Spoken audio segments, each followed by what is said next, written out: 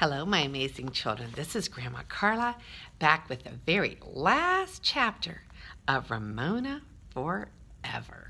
This is by Beverly Cleary, one of my favorite authors. Chapter 10, Another Big Event. After the wedding, everybody felt let down, the way they always felt the day after Christmas, only worse. Nothing seemed interesting after so much excitement. Grandpa Day had flown back to his sunshine and shuffleboard. Mr. Quimby was at work all day. Friends had gone off to camp, to the mountains, or to the beach. Howie and Willa Jean had gone to visit their other grandmother. "Girls, please stop moping around," said Mrs. Quimby. "We can't find anything to do," said Beezus. Ramona was silent. If she complained, her mother would tell her to clean out her closet. "Read a book," said Mrs. Quimby. "Both of you, read a book." "I've read all of my books millions of times," said Ramona, who usually enjoyed rereading her favorites. "Then go to the library." Mrs. Quimby was beginning to sound irritable. "It's too hot," complained Ramona. Mrs. Quimby glanced at her watch. "Mother, are you expecting someone?" asked Ramona. "You keep looking at your watch." "I certainly am," said her mother. "A stranger." With a big sigh, Mrs. Quimby sank heavily to the couch, glanced at her watch again, and closed her eyes. The girls exchanged guilty looks. Their poor mom, worn out by Algy kicking her when there was so much of her to feel hot. "Mother, are you all right?" Beezus sounded worried. "I'm fine," snapped Mrs. Quimby, which surprised the girls into behaving. That evening, the sisters helped their mother put together a cold supper of tuna fish salad and sliced tomatoes. While the family was eating, Mr. Quimby told them that now that the Hawaiian holidays sale with bargains in fresh pineapple and papaya had come to an end, all the ShopRite markets were preparing for the Western Barbecue Week with specials on steak, baked beans, tomato sauce, and chili. He planned to paint bucking broncos on the front windows. Mrs. Quimby nibbled at her salad and glanced at her watch. "And everybody will see your paintings," said Ramona, happy that her father was now an artist as well as a market manager. "Not quite the same as an exhibit at a museum," said Mr. Quimby, who did not sound as happy as Ramona expected. Mrs. Quimby pushed her chair farther from the table and glanced at her watch. All eyes were on her. "Shall I call the doctor?" asked Mr. Quimby. "Please," said Mrs. Quimby as she rose from the table, hugged Algy, and breathed, "Ooh." Ramona and Beezus, excited and frightened, looked at one another. At last! The fifth Quimby would soon be here. Nothing would be the same again, ever. Mr. Quimby reported that the doctor would meet them at the hospital without being asked. Beezus ran for the bag her mother had packed several weeks ago. Mrs. Quimby kissed her daughters. "Don't look so frightened," she said. "Everything is going to be all right. Be good girls, and Daddy will be home as soon as he can." She bent forward and hugged Algy again. The house seemed suddenly empty. The girls listened to the car back out of the driveway. The sound of the motor became lost in the traffic. "Well," said Beezus, "I suppose we might as well do the dishes." "I suppose so." Ramona tested all the doors, including the door to the basement, to make sure they were locked. "Too bad Picky isn't here to eat all this tuna salad no one felt like eating." Beezus scraped the plates into the garbage. To her own surprise, Ramona burst into tears and buried her face in a dish towel. "I just want Mother to come home," she wept. Beezus wiped her soapy hands on the seat of her cut-off jeans. Then she put her arms around Ramona, something that she had never done before. "Don't worry, Ramona. Everything will be all right. Mother said so. And I remember when you came." Ramona felt better. A big sister could be a comfort if she wanted to. "You got born, and Mother was fine." Beezus handed Ramona a clean dish towel. Minutes crawled by. The long Oregon dusk turned into night. The girls turned on the television set to a program about people in a hospital, running, shouting, and giving orders. Quickly, they turned it off. "I hope Aunt Bee and Uncle Hobart are all right," said Ramona. The girls longed for their loving aunt, who was cheerful in times of trouble and who was always there when the family needed her. Now, she was in a truck riding along the Canadian highway to Alaska. Ramona thought about bears, mean bears. She wondered if 2 pairs of white shoes still danced from the bumper of the truck. The ring of the telephone made Ramona feel as if 2 arrows of electricity had shot through her stomach as Beezus ran to answer. "Oh," there was disappointment in Beezus's voice. "All right, Daddy. No, we don't mind." When the conversation ended, she turned to Ramona, who was wild for news, and said, "Algie is taking his time. Daddy wants to stay with Mom and wanted to be sure we didn't mind staying alone. I said we didn't, and he said we were brave girls." "Oh," said Ramona, who longed for her father's return. "Well, I'm brave, I guess." Even though the evening was unusually warm, she closed all the windows. "I suppose we should go to bed," said Beezus. "If you want, you can get in bed with me. We better leave lights on for Daddy." Ramona turned on the porch light as well as all the lights in the living room and the hall before she climbed into her sister's bed. "So Daddy won't fall over anything," she explained. "Good idea," agreed Beezus. Each sister knew the other sister felt safer with the lights on. "I hope Algie will hurry," said Ramona. "So do I," agreed Beezus. The girls slept lightly until the sound of a key in the door awoke them. "Daddy?" Beezus called out. "Yes?" Mr. Quimby came down the hall to the door of Beezus's room. "Great news! Roberta Day Quimby, 6 pounds, 4 ounces, arrived safe and sound. Your mother is fine." Barely awake, Ramona asked, "Who's Roberta?" "Your new sister," answered her father, "and my namesake." "Sister?" Now Ramona was wide awake. The family had referred to the baby as Algie so long that she assumed that, of course, she would have a brother. "Yes, a beautiful little sister," said her father. "Now go back to sleep. It's 4 o'clock in the morning, and I've got to get up at 7:30. The next morning, Mr. Quimby overslept and ate his breakfast standing up. He was halfway out the door when he called back, "When I get off work, we'll have dinner at the Whopper Burger, and then we'll all go see Roberta and your mother." The day was long and lonely.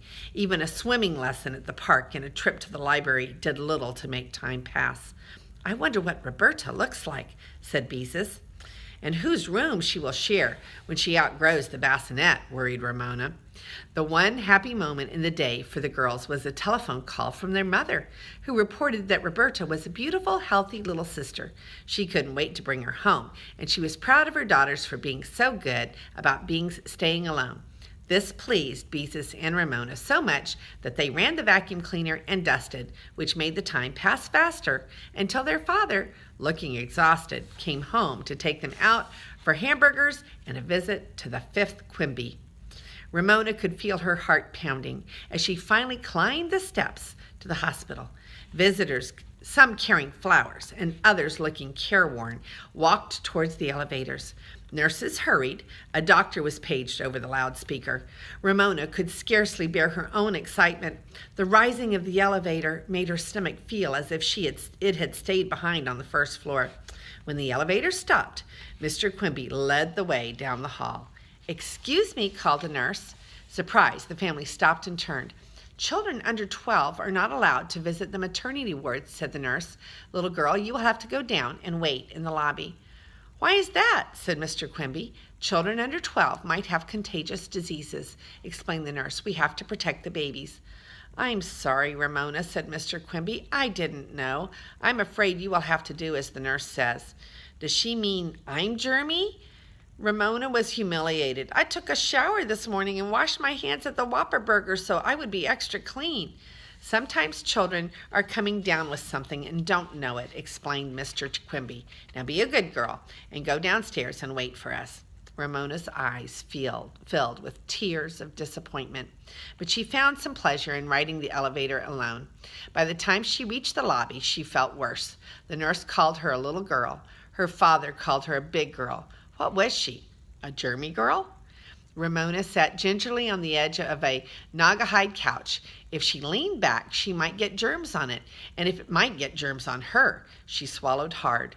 Was her throat a little bit sore? She thought maybe it was. Way back down. She put her hand on her forehead the way her mother did when she thought Ramona might have a fever. Her forehead was warm. Maybe too warm. As Ramona waited, she began to itch the way she itched when she had the chicken pox. Her head itched, her back itched, her legs itched. Ramona scratched. A woman sat down on the couch, looked at Ramona, got up, and moved to another couch.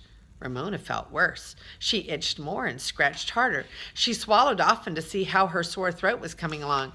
She peeked down the neck of her blouse to see if she might have a rash and was surprised that she did not. She sniffed from time to time to see if she had a runny nose. Now Ramona was angry. It would serve everybody right if she came down with some horrible disease right there in their old hospital. That would show everybody how germ-free the place was. Ramona squirmed and gave that hard-to-reach place between her shoulder blades a good hard scratch. Then she scratched her head with both hands. People stopped to stare. A man in a white coat with a stethoscope hanging out of his pocket came hurrying through the lobby, glanced at Ramona, stopped, and took a good look at her. "How do you feel?" he asked. "Awful," she admitted. "A nurse said I was too germy to see my mother and my new sister, but I think I caught some disease right here." "I see," said the doctor. "Open your mouth and say ah." Ramona awed until she gagged. Murmured the doctor. He looked so serious that Ramona was alarmed. Then he pulled out his stethoscope and listened to her front and her back, thumping as he did so. What was he hearing? Was there something wrong with her insides? Why didn't her father come? The doctor nodded as if his worst suspicions had been confirmed. "Just as I thought," he said, pulling out his prescription pad. "Medicine. Ugh." Ramona's twitching stopped. Her nose and throat felt fine. "I feel much better," she assured the doctor as she eyed that prescription pad with distrust. An acute case of siblings. Not at all unusual around here, but it shouldn't last long. He tore off the prescription he had written, instructed Ramona to give it to her father, and hurried on down the hall. Ramona could not remember the name of her illness. She tried to read the doctor's scribbly cursive writing, but she could not. She could only read neat cursive and the sort her teacher wrote on the blackboard. Itching again, she was still staring at the slip of paper when Mr. Quimby and Beezus stepped out of the elevator.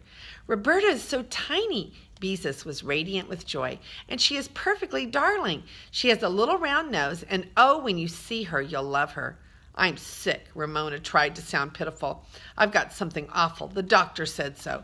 Beezus paid no attention. "And Roberta has brown hair." Mr. Quimby interrupted. "What's this all about, Ramona?" "A doctor said I had some kind of an itis, and I have to have this right away." She handed her father her prescription and scratched one shoulder. "If I don't, I might get sicker." Mr. Quimby read the scribbly cursive, and then he did a strange thing. He lifted Ramona and gave her a big hug and a kiss. Right there in the lobby, the itching stopped. Ramona felt much better. "You have acute siblings," explained her father. Itis means inflammation. Ramona already knew the meaning of sibling. Since her father had studied to be a teacher, brothers and sisters had become siblings to him. He understood you were worried and angry because you weren't allowed to see your new sibling, and he prescribed attention, explained Mr. Quimby. "Now let's all go buy ice cream cones before I fall asleep," standing up. Beezus said Roberta was too darling to be called a dumb word like sibling.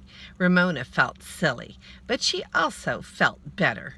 For the next 3 nights, Ramona took a book to the hospital and sat in the lobby, not reading but sulking about the injustice of having to wait to see the strange little new Roberta.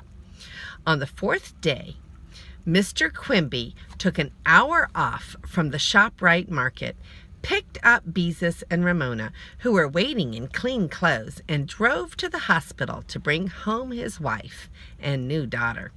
Ramona moved closer to Beezus when she saw her mother, holding a pink bundle, emerge from the elevator in a wheelchair pushed by the nurse and followed by Mr. Quimby carrying her bag. "Can't Mother walk?" asked Beezus. "Ask Ramona." "Of course she can walk," answered Beezus. "The hospital wants to make sure people get out without falling down and suing for $1,000,000. Mr. Quimby waved to the girls. Roberta's face was hidden by a corner of a pink blanket, but the nurse had no time for a little girl eager to see the new baby. She pushed the wheelchair through the automatic door to the waiting car. "Now can I see her?" begged Ramona, when her mother and Roberta were settled in the front and the girls had climbed into the back seat. "Dear heart, of course you may." Mrs. Quimby then spoke the most beautiful words Ramona had ever heard. "Oh, Ramona, how I've missed you," as she turned back the blanket. Ramona, leaning over the front seat for her first glimpse of her new baby sister, tried to hold her breath so that she would not breathe germs on Roberta, who did not look at all like the picture on the cover of A Name for Your Baby. Her face was bright pink, almost red, and her hair, unlike the smooth, pale hair of the baby on the cover of the pamphlet, was dark and wild. Ramona did not know what to say. She did not feel that words like darling or adorable fitted this baby. "She looks exactly like you looked when you were born," Mrs. Quimby told Ramona. "She does?" Ramona found this hard to believe. She could not imagine that she once looked like this red, frowning little creature. "Well, what do you think of your new sister?"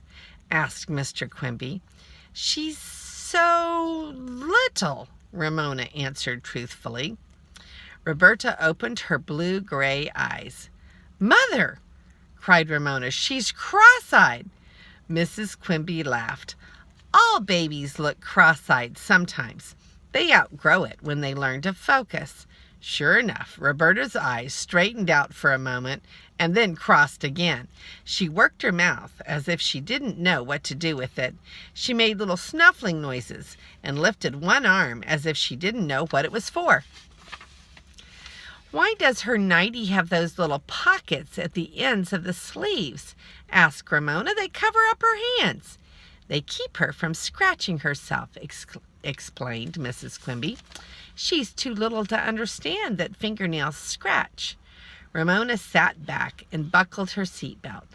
She had once looked like Roberta. Amazing. She had once been that tiny, but she had grown. Her hair had calmed down when she had remembered to comb it, and she learned to use her eyes and her hands. "You know what I think?" she asked, and did not wait for an answer. "I think it is hard work to be a baby." Ramona spoke as if she had discovered something unknown to the rest of the world. With her words came unexpected love and sympathy for the tiny person in her mother's arms. "I hadn't thought about it that way," said Mrs. Quimby, "but I think you're right." "Growing up is hard work," said Mr. Quimby as he drove away from the hospital. "Sometimes being grown up is hard work too." "I know," said Ramona, and thought some more. She thought about loose teeth, real sore throats, quarrels, misunderstandings with her teachers, longing for a bicycle her family could not afford, worrying when her parents bickered, how terrible she had felt when she hurt Beezus's feelings without meaning to, and all of the long afternoons when Mrs. Kemp looked after her until her mother came from work. She had survived it all. "Isn't it funny?" she remarked to her father, as her father steered the car into their driveway.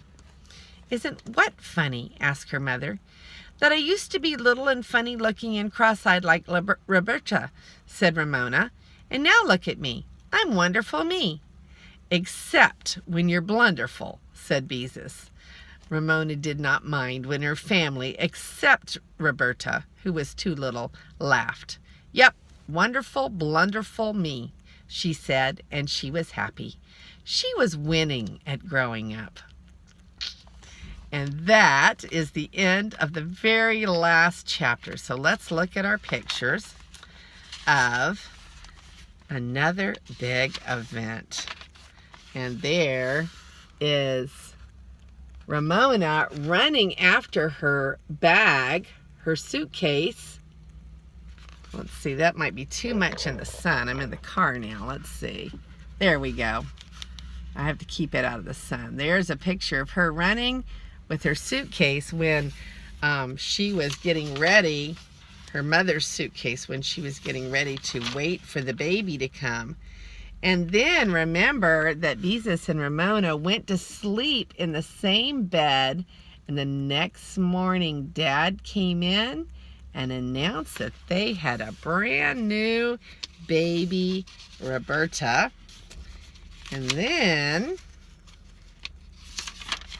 here is a picture of poor Ramona sitting in the hospital, and all of those pictures are Ramona. Remember how she itched and she scratched, and finally a doctor came up and he looked at her and he took her heartbeat and checked to see if she was okay, and decided that she had sibling-itis. She was just flustered because she had a new sibling that she could not even go see. And there's Ramona in the car, peeking over the seat to see little Roberta in her mother's arms. And here is a picture of Ramona sitting in the back seat, and she's kind of delighted at where she is in life right now. She's thinking back over all the hard things, and she survived them all. And she and her sister, Beezus, are a little bit better friends now, and now she has a new sister, Roberta, and she has decided that she likes life pretty well. It says she was winning at growing up. So no matter where you are along the journey, sometimes we have hard times and sometimes we have fun times, and we have things like weddings and babies being born, and we have things like kitty cats dying and some sad things that come along.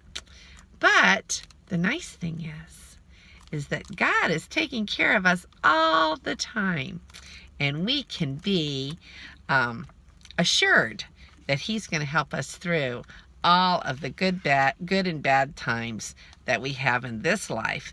And that is the end of Ramona Forever, a very, very sweet book, and I enjoyed it. Remember, this is a picture of when Ramona found the wedding ring and she saved the day. That was one of her triumph moments. And this is Grandma Carla, and I love you.